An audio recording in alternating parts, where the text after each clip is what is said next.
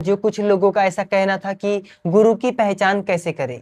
बहुत सारे लोगों ने ऐसा पूछा था कि हम जी आपने बता दिया कि जी ऐसा गुरु तो नहीं बनाना है जो ढोंगी हो, पाखंडी हो, लेकिन हम पहचान कैसे करें कि वास्तविक गुरु है या नहीं। तो देखिए उसके लक्षण क्या क्या होते हैं। सबसे पहले तो ये देखिए कि उसके दिनचर्या देखिए कि वह कितने बजे उठता है। अब जो गुरु खुद ही ब्रह्म मुहूर्त में नहीं उठ रहा है, 7 बजे, 8 बजे, 6 बजे उठ रहा है, तो फिर वो क्या दूसरे को उठाएगा। मतलब बात देखो, कोई एक असाध्य ऐसा रोग हो गया है, रोग में भी वैसे छूट नहीं है। अगर ये बोला गया, ऐसा बात हमारे गुरुजी ने हमको ये बोला है कि अगर आपको लगता है कि मैं उठ चुका हूं, लेकिन आज मैं दंड बैठक तो नहीं लगा सकता क्योंकि व्यायाम करना अति आवश्यक है, तो दंड तो नहीं लगा सकता, मैं थोड़ा दौड़ सकता हूं, थोड़ा धीरे धीरे दौड़ो। और लगता है मैं इतना सा रोग इतना ज्यादा हो गया है कि मैं चल ही सकता हूं केवल, तो चलो। और लगता है कि मैं चल भी नहीं सकता, केवल मैं बैठ सकता हूं, तो उठ करके बैठो। और किसी को लगता है कि मैं बैठ नहीं सकता, मैं केवल सो सकता हूं, तो नींद ब्रह्म मुहूर्त में खुल ही जानी चाहिए, चाहे उठ करके सोया रहे, अगर वो रोगी है तो। और रोगी नहीं है तो फिर उठ करके सोएगा भी तो उसका नाश ही होगा। ये केवल बात रोगी के लिए की है, लेकिन अगर रोगी नहीं है तुरंत बिस्तर खोल हटा करके अपने कंबल, बिल्कुल तुरंत दिनचर्या शुरू। एक ऐसा उसके अंदर उत्साह होना चाहिए, इस तरीके से नहीं कि लार टपक रही मरे पड़े से, नहीं, वो बात नहीं होनी चाहिए। देखो फिर मेरा कहने का उद्देश्य बस यही है कि जो गुरु है उसको 100 गुना ज्यादा सतर्क सावधान रहना पड़ता है अपने शिष्य से, क्योंकि वो जो करेगा वही शिष्य कर रहा है, क्योंकि शिष्य उसको फॉलो कर रहा है, उसको अनुकरण कर रहा है। अगर गुरु गलत करेगा तो शिष्य गलत करने की संभावना बढ़ जाती है। अगर शिष्य समझदार है, कोई ऐसे संस्कार है, छोड़ करके भाग जाएगा, क्योंकि जरूरी नहीं, हम तो मतलब जहां भी देखा कुछ भी ऐसा नजर आया गलत, बिल्कुल भागो अपना, जो मतलब तुरंत पाए नहीं, बिल्कुल वहां पर बिल्कुल नहीं कि गलत दिखा तुरंत, ऐसा नहीं कि उन्हें कोई दो दो बात बोलेंगे, हम कुछ उनसे जवाब, मतलब ऐसा कुछ नहीं, कुछ नहीं कि वहां कुछ उनको बोलेंगे, जवाब देंगे पलट करके उनको कुछ नहीं। आपको जैसा जीना है परमात्मा देख रहे हैं, पर गलती देखी हवा, बिल्कुल वहां से चले गए हम। गलत दिख रहा है बिल्कुल वहां से, चाहे उठ वहां से निकल करके चाहे फुटपाथ पर रहना पड़ जाए, चाहे भिक्षा तो मांगना ही है, वो तो कोई बात नहीं, कैसे भी अपना जीवन यापन करेंगे। लेकिन देखो शास्त्रों में कहा है कि बुरे लोगों के साथ में रहने से बढ़िया तो अच्छा है कि जंगलों में जानवर के साथ में रह जाए।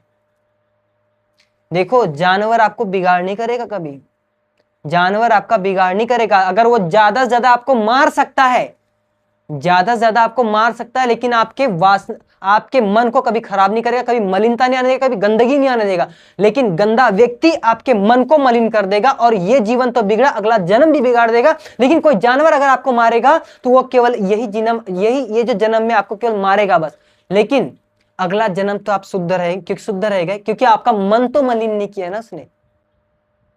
लेकिन गंदा व्यक्ति आपको अच्छा चाहे खाना दे दे, चाहे अच्छी व्यवस्था दे दे, अच्छा पद दे दे, बिल्कुल नहीं रुकना।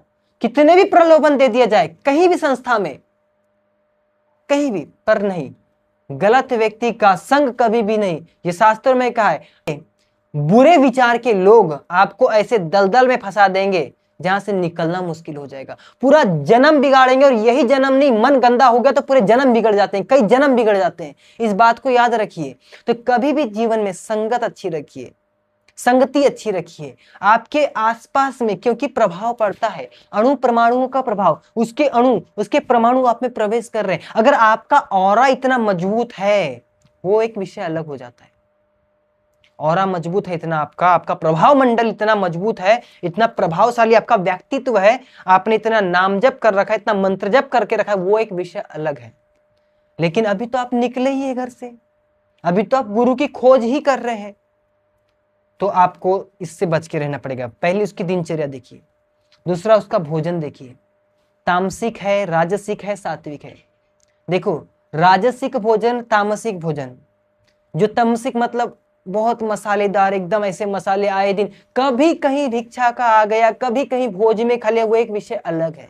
कभी कभी कहीं ऐसे भिक्षा का अन्न आ गया, कहीं दान का आ गया, या कभी कहीं किसी में ब्राह्मण भोज पर आप चले गए, सन्यासियों का भोज कराते हैं, वो एक विषय अलग है कभी। लेकिन स्पेशली आपने अपनी इच्छा अनुसार मतलब कई प्रकार के 56 मतलब प्रकार के भोग बना करके नहीं, ये सन्यासियों का लक्षण नहीं है, ये वैरागियों का लक्षण नहीं है कि अपने लिए अलग अलग प्रकार के आज कचौड़ी बना रहे, कहीं समोसा बना रहे। ये मैंने देखा है कि मतलब कपड़ा धारण कर ली वैराग्य भेष, और कहीं होटल दिखी, कहीं मंगोड़े दिखे, सब रुका नहीं जा रहा। नहीं, हम जब से इस मार्ग पर आए हैं, कभी ऐसा नहीं हुआ कि किसी कहीं टपरी या होटल में, कभी नहीं कि कभी किसी में कहीं की ऐसा इच्छा उठी हो कभी कि चलो यार सब, कभी नहीं। घर से मतलब कभी भी ये इस मार्ग में आने के बाद कभी भी ऐसा नहीं कि हमने कहीं जाकर के खड़ा होकर कहीं चलो यार आज समोसा खा लेते, चलो यार आज इच्छा हुई कि हम पकौड़े खा लेते, कभी नहीं, कभी नहीं। ऐसा नहीं कि बुरी परिस्थितियां नहीं, इतनी दूर दूर तक जाना हुआ, बहुत दूर दूर तक जाना हुआ, इतने दूर दूर का सफर, गुजरात गए, फिर हरियाणा गए, फिर यूपी गए, इतनी दूर दूर ट्रेन से गए, पर हाँ फल खरीद लेते थे, इतना तो रहता था, फल आदि बस, फल में और कुछ नहीं, इतना तो मतलब भूख लगती थी, लेकिन नहीं। ये अगर आपके जीवन में नहीं है तो फिर आप प्रेरणा क्या देंगे समाज को, जब आप ही से नहीं रहा जा रहा, आप ही से कभी भोजन नहीं छोड़ा जा रहा, जब आप ही, तो फिर गुरु प्रेरणा क्या देगा समोसा खाने की। हाँ, ये कभी देखो, एक बात है कभी आप भिक्षा मांगने गए, आपको किसी ने भिक्षा में पकवान दे दिया, एक विषय अलग है। जैसे अपने यहाँ आश्रम में सभी ब्रह्मचारीगण बैठे हैं, आचार्यगण बैठे हैं, उसकी पंक्ति में हम बैठ गए, कोई अमीर आदमी आ गया, कोई आ गया, समोसा बांट दिया, कभी तो पा लिया, वो एक विषय अलग हो जाता है कि साधुओं की लाइन में बैठे हैं, कहीं बट रहा है, तो हमने, मेरे को याद है मैंने 2 बार ऐसा, या 2 ही बार ऐसा हुआ है उस पूरे काल में कि अपने आश्रम में 2 बार ऐसा हुआ कि बांटने कोई आया था। कभी कोई ऐसे थोड़ी कि रोज नहीं, कभी कोई आ गया 6-7 महीने में, 4 महीने में, बस। कई बार उसमें भी ऐसा करते थे हम कि नहीं आज नहीं खाएंगे, देखते हम अपने आप को, चेकिंग तो करें कितना परिपक्व है, तो ऐसे हाथ करके बिल्कुल नहीं खाएंगे, ऐसे। तो ये भी करना होता है कि मस्त पकवान बनाए, हम ऐसा करते भी थे कि जैसे मस्त पकवान बनाए, देखा, देख लिया, ठीक है बस आज नहीं खाएंगे। इससे मन क्या है, शिथिल पड़ता है, ये कि तपस्या है, इंद्रिय उपवास बोलते हैं इसको, इंद्रियों का उपवास। इससे एक मन पर एक सात्विक प्रभाव पड़ता है, मन शिथिल होता है, क्लेश तनु कर मतलब क्लेश जो तनु कमजोर होते हैं, समाधि भाव बनता है, तप। तो एक चीज ये भोजन, मैं दोष दर्शन करने नहीं बता रहा हूं, ये आपको स्वतः वहां समझ में आ जाएगा।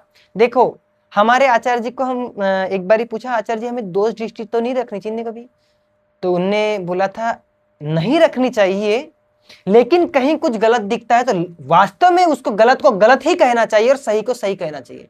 अब अगर कोई आपके सामने किसी के साथ गलत व्यभिचार कर रहा है, नहीं हम दोष दृष्टि नहीं करते, हमारे गुरुजी, नहीं, ऐसा बिल्कुल नहीं। कोई भी हो, चाहे हमने उनसे गुरु दीक्षा भी क्यों नहीं ले, अगर गलत है तो हम उनको, वह हेय है, वह त्यागने योग्य, त्याज्य है, वहीं से त्याग करके हट जाओ। मना किया है शास्त्रों में कि नहीं, ऐसे गुरुओं के पास में रहने से वो तो भ्रष्ट, आपको भी भ्रष्ट करेगा। कभी अंध विश्वास में नहीं जाना, हमें अंध गुरु परंपरा में नहीं जाना, अंध इसमें नहीं। दोष दर्शन की बात हम नहीं करते, दोष दर्शन करने से हमारे भी अंदर दोष आने की संभावना थी, लेकिन साक्षात दिख रहा है तो बस प्रणाम, और वहीं से कि ईश्वर की न्याय व्यवस्था पे छोड़ के कि ईश्वर इनके न्याय कर देंगे, हमें कुछ नहीं, हम तो आपका सम्मान किए थे अभी तक के, बस वहां से हट जाओ। जब भी हमारे साथ कभी ऐसा हुआ, हमने देखा कि अगर गलत हुआ है, कुछ नहीं, बस ठीक है, अपना झोला उठा चले, कहीं कुछ गलत देखा तो अपना झोला उठा के चले, बस हम कुछ नहीं, आपको देखो, आपको क्या है मतलब, आपने उन्हें कुछ नहीं, आप क्या करोगे, कर क्या सकते हैं, बस परमात्मा की न्याय व्यवस्था, और परमात्मा देख रहे हैं, और परमात्मा की न्याय व्यवस्था में ऐसा न्याय होता है, अगर एक सुई की नोक भी अगर एक सुई की नोक भी आपके घर में गलती से आपने ला ली है तो उसका भी हिसाब होगा, उतने उस सुई की नोक का भी। और अगर से आपके 1 रुपए भी किसी ने गलती से लेके चला गया है, चोरी हो गया है, तो 1 रुपए भी वापस आपको हो जाएगा, और आपने किसी का लेकर किया तो वो वापस भी आपके पास से चला जाएगा। परमात्मा अवश्य में भोक्तव्यम कृतम कर्म शुभाशुभम पुण्य न पुण्यम भवति पापे न पापम, कि पुण्य से पुण्य ही होगा और पाप से पाप, और पुण्य का फल सुख और पाप का फल दुख होता है। दूसरी बात, और एक बात, पुत्रेषणा वित्तेषणा लोकेषणा। पुत्रेषणा, स्त्री में आसक्ति, कहीं भोगों में आसक्त तो नहीं है गुरु? देखिए कि स्त्री के साथ व्यवहार कैसा है। कहीं स्त्रियों में आसक्त, देखो स्त्रियों से बात अगर करना तो नहीं होता है, अगर करना पड़ जाए नियम होता है। स्त्रियों से बात करते समय नियम याद रखें कि स्त्रियों से बात करने के क्या नियम होते हैं। जब भी आपका संयोग ऐसा बन गया कुछ अति आवश्यक होने पर भी स्त्रियों से बात न करे वैरागी, ब्रह्मचारी, सन्यासी, नैष्ठिक, कभी भी नहीं। और अगर अति आवश्यक होने पर बात करना पड़ जाए, अगर से दृष्टि नीचे हो जमीन की ओर। दूसरी बात, आगे सामने वाले पक्ष से चाहे कितनी भी हंस करके बात की गई हो, आपको हंसना नहीं है, उदासीन भाव। उत्तर हाँ या ना में दिया जाएगा। और एक होता है एकांत वचनीय उत्तर, एक वचनीय उत्तर, एक होता है विभज्य वचनीय उत्तर। एक ऐसा उत्तर होता है जिसमें प्रश्न का उत्तर केवल हाँ या ना में ही उत्तर दिया जा सकता है। किसी ने पूछा आपको कि क्या आपका खाना हो गया, बस इसमें उत्तर यही दिया जा सकता है हाँ या ना, बस हाँ तो खा रहा है तो हाँ। लेकिन कुछ प्रश्न ऐसे होते हैं उसमें हाँ या ना में उत्तर नहीं, उसको समझाना होता है। तो उसमें समझाना उदासीन भाव में, चेहरे पर कोई भाव नहीं होना चाहिए, चेहरे पे कोई हंसी नहीं होनी चाहिए। कि जैसे आजकल हम देखते हैं कन्या और बालक गण जैसे बात करते हैं, सामने हमने कई बार कार्यक्रम में जाते हंस हंस करके, हाँ ऐसे भाव हो इस तरीके से। और मतलब सम्मान भाव तो है ही नहीं। जैसे आज तो समझ ही नहीं कि पति पत्नी भी बात कर रहे, क्या समझ ही नहीं आता कि दोस्त बात कर रहे, मतलब पत्नी भी पति से ऐसे मयंक, मतलब ऐसे बुला रही है जैसे उसका नाम अगर से मयंक है, रमेश, ए मयंक इधर आना, मतलब समझ ही नहीं रहा कि पति को बुला रही है कि अपने बच्चे को बुला रही है। मतलब इस तरीके से नाम लेकर के बालक बालिकाएं भी जैसे मैंने बताया इस तरीके से हंस हंस करके बात करना, आंखों में आंखें डाल करके बातें करना, अब फिर तो फंसना ही होगा ना। देखो दृष्टि पूतम न्यसेत पादम, कि ये सूत्र है, श्लोक है कि दृष्टि नीचे रखे, दृष्टि नीचे रखना होता है। अब आंखों में आंखें डाल करके फिर भाई देखो यार, फिर नहीं बात बनेगी। अब ये आज जो युवा इतना भ्रमित हो रहा है, पहले ये समस्या इतनी नहीं थी, लेकिन आज इतने सारे प्रश्न की मैंने मतलब देखे, कम से इतने सारे प्रश्न की उसमें मतलब मैं एकांत में जाता हूँ, मुझे ये गलत हो जाता है, मुझसे ये गलत होता है, मैं ये गंदी वीडियो देख देता हूँ, मैं ये क्रिया करने लगता हूँ, मुझे ये इतनी सारी समस्याएं ये क्यों हो रही है, ये क्यों हो रही है?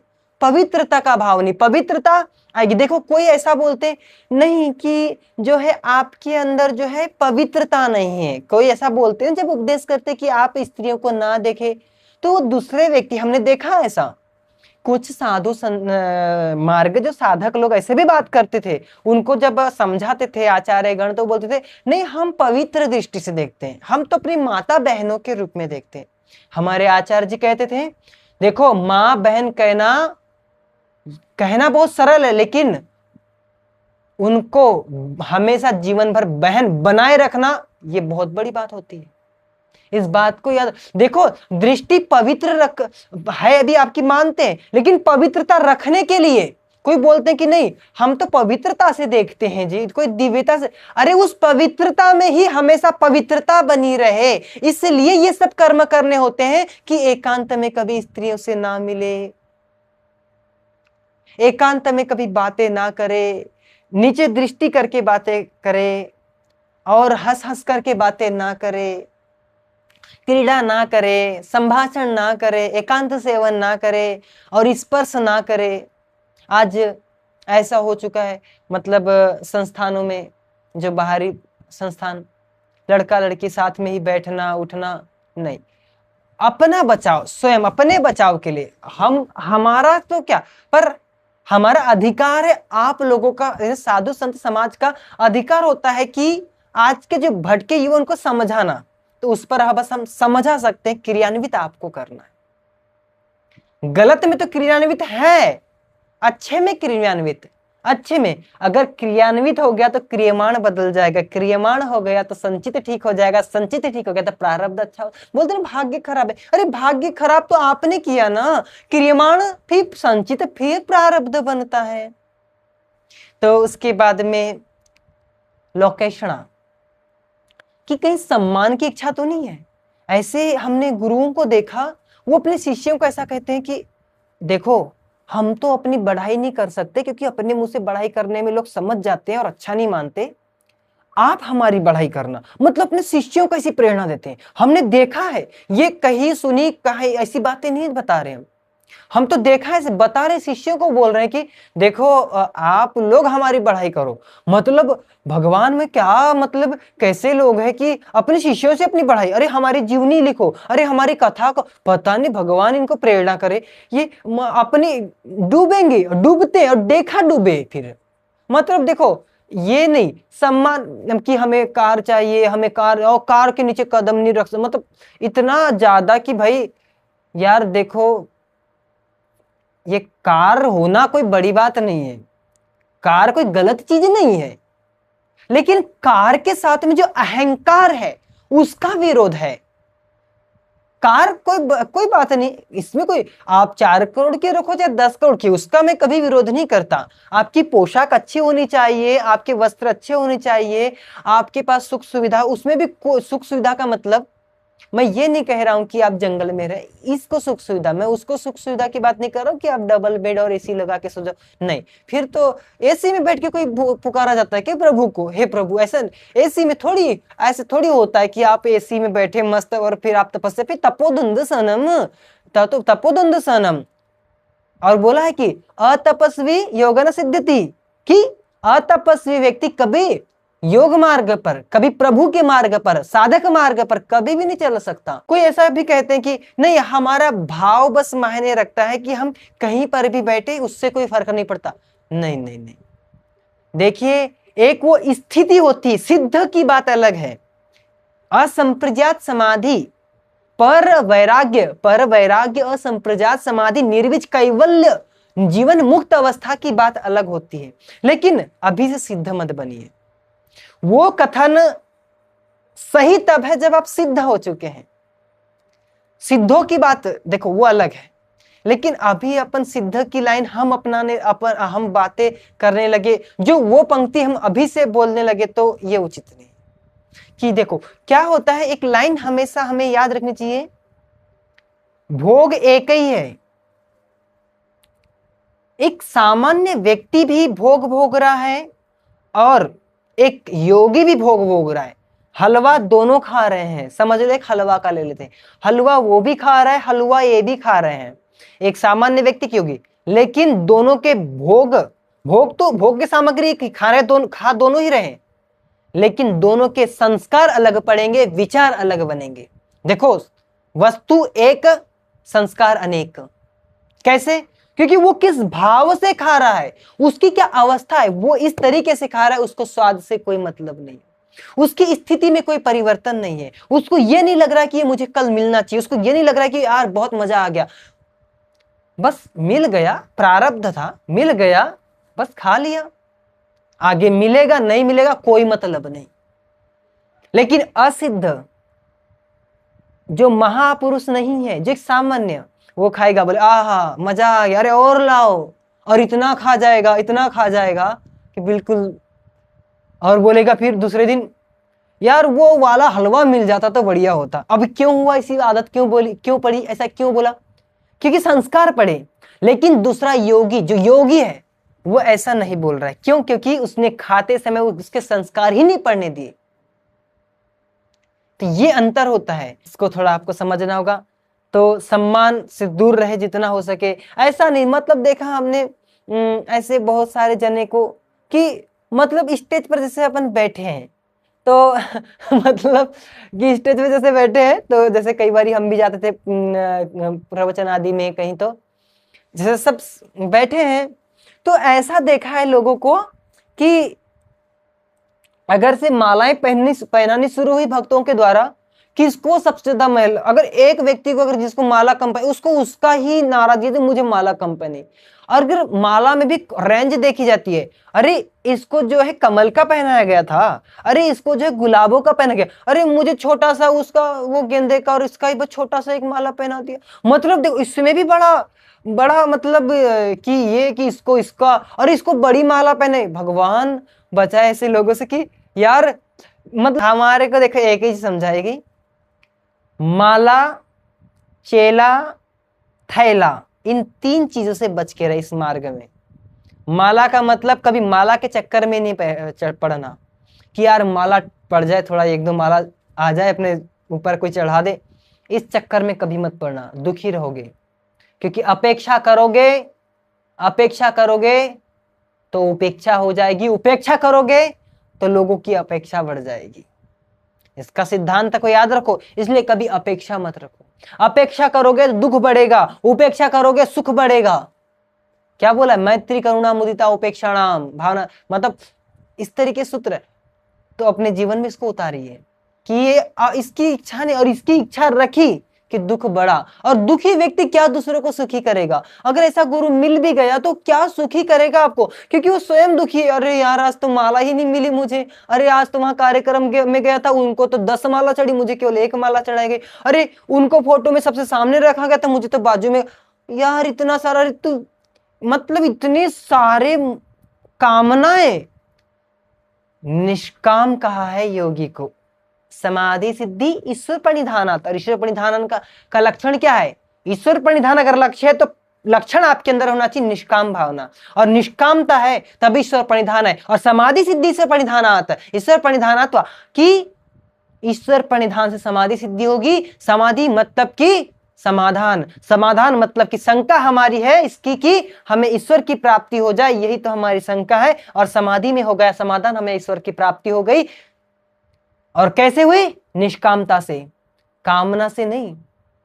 ये मत सोचना कि जगत की कामना करी और हमें मिल गए ईश्वर, कभी नहीं। उपासना जिसकी होगी, उपासना जिसकी होगी, प्राप्ति भी उसी की होगी, परिणाम भी वही होगा। इधर हो आप बीच में, भी बीच में हो, एक तरफ तो है पूरा संसार मोह माया, और एक तरफ तो है हमारा प्रभु।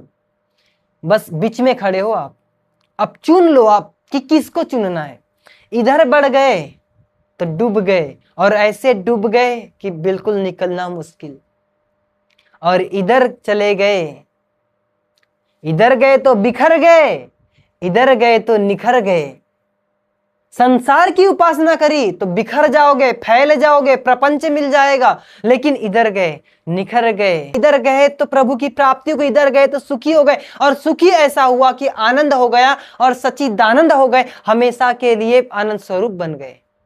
ब्रह्मवित् ब्रह्मेव भवति। उसके बाद में पुत्रेष्णा हो गई कि पुत्र की इच्छा ना करे, लोकेष्णा हो गई, वित्तेष्णा कि धन में ना फंसे। तो इस तरीके से कि धन में ना, कि यार अकाउंट एफडी हमेशा चेक करते रहे, नहीं। हमने देखा है लोग घर छोड़ते हैं और एफडी पर एफडी बना रहे हैं। भाई ये नहीं, ये फिर आपका ईश्वर परिधान कहाँ गया। घर छोड़ा, घर कहाँ छूटा है आपका। आपने सब कुछ छोड़ा क्या है, आपने छोड़ा, उल्टा और पकड़ लिया। एक देखो, आप जब संसार में थे तो वो तो थी लोहे की जंजीरें, लोहे की हथकड़ियां थी। लेकिन जब आप इस मार्ग पर आकर के फंस गए तो ये तो है सोने की जंजीरें। पिंजरा वो भी था, पिंजरा तो वो भी था, लेकिन वो था लोहे का। अब ये जो पिंजरा है, पिंजरा तो ये भी है, लेकिन ये है सोने का। अरे पर पिंजरा तो पिंजरा होता है ना, इस बात को समझिए। लेकिन कोई समझ नहीं रहा। साधु संत गण, साधक गण, देखो साधु क्या है, जो इंद्रियों को साध ले वह साधु है। वो ऐसे थोड़ी। सन्यासी, सन्यासी समपूर्वक न्यास जिसने किया है, न्यासी, न्यासी, सन्यासी, न्यासी मतलब क्या होता है, छोड़ना। जिसने अच्छे से सब कुछ छोड़ चुका है। क्या छोड़ा है, लोकेशना यानी कि सम्मान की भूख छोड़ दिया, सम्मान नहीं चाहिए। लोकेशना यानी कि वित्तेशना, वित्तेश मतलब धन की इच्छा छोड़ दिया, अब नहीं चाहिए धन। पुत्रेशना मतलब स्त्री और पुत्र की इच्छा छोड़ चुका, क्योंकि स्त्री होगी तभी तो पुत्र होगा, छोड़ चुका। और ऐसा नहीं कि आपने विवाह नहीं किया तो पुत्र की आपने इच्छा नहीं है, आपकी पुत्रष्णा मर चुकी, बिल्कुल नहीं। आप अगर सन्यासी भी बन गए, अगर शिष्य में आपकी इच्छा रह गई है कि बेचा ये जो शिष्य है ये मेरी बुढ़ापे में सेवा करे, भाई इच्छा बन गई, ये इसको आपने पुत्र मान लिया। एक जगह ऐसे ही हुआ, एक सन्यासी जी थे, तो उन्होंने ऐसी इच्छा रख ली किसी से कि मैं अब बूढ़ा हूँ, मतलब उन्होंने बहुत छोटा था तब से उस बालक को पाला, पाला का मतलब पढ़ाया, सब कुछ अपना एक देखभाल करना, बड़े राग पूर्वक, बड़ी मतलब उससे राग करके, जबकि राग क्लेश में आता है, अविद्या स्मिता राग देशा राग द्वेष अभिनिवेशा पंचक्लेशा कि बोला है ना, तो उनसे राग हो गया बच्चे से उनको कि यार ये बुढ़ापे में मेरी सेवा करेगा इस तरीके, जबकि खुद सन्यासी, और सन्यासी को पुत्रेषणा छोड़ देनी चाहिए, यानी कि शिष्य की भी ऐसा छोड़ देनी चाहिए, शिष्य से भी इच्छा नहीं रखनी चाहिए। अब वो जब बड़े हुए, युवा हुए, लेकिन संस्कार तो सबके अपने अपने हैं। क्या हुआ, बचपने से गुरुकुल में भी पढ़े तो जरूरी नहीं कि वो सन्यासी बन जाएगा, जरूरी नहीं है। और ये भी जरूरी नहीं है कि जो बचपने से युवा अवस्था तक घर में रहा है तो शादी करेगा ही। संस्कार अगर दृढ़ है, घर छोड़ के रातों रात भाग जाएगा, घर छोड़ के रातों रात भाग जाएगा, भाग के आ जाएगा। और अगर संस्कार गलत है, बचपने माता पिता ने जबरदस्ती भी आश्रम में डाल दिया, वो डर से जैसे भी रह गया, लेकिन जिस दिन जवान होगा, युवा अवस्था आएगी, संस्कार प्रबल होंगे, वहां से भाग के घर आ जाएगा और विवाह करेगा। ऐसा ही हुआ। तो उन्होंने गुरुजी के पास कहा कि गुरुजी मैं विवाह करना चाहता हूँ। गुरुजी को एकदम से झटका सा लगा। अब वो तो उसके संस्कार है और मना भी नहीं कर सकते, क्योंकि जबरदस्ती कभी किसी को संन्यास देना नहीं चाहिए, और जबरदस्ती किसी का विवाह भी नहीं कराना चाहिए। इस बात का ध्यान रखिए, कभी भी जबरदस्ती किसी का विवाह नहीं कराना कि बेटा शादी करना ही होगा। अगर बेटा बोल रहा है कि मैं बिल्कुल नहीं करूंगा, मुझे वैराग्य मार्ग पे जाना है, तो उसे जाने दीजिए, किसी प्रकार की इष्टना नहीं। तो अपनी दिनचर्या पक्की हो, व्यायाम, प्राणायाम, ईश्वर की उपासना, नाम जप, मंत्र जप, जो आपको मंत्र जो भी आप जाप करते हैं, मंत्र का जाप, नाम का जाप, ये अवश्य, ये अपने जीवन में अगर नहीं है, तस्य वाचक प्रणव तज्जप तदर्थ भावनम, ये बोला है, और इसी से साक्षात्कार होगा। तत्प्रत्यक्ष चेतन अधिगमो अपि अंतराय अभावश्च तत्प्रतिषेधार्थम एक तत्व अभ्यास।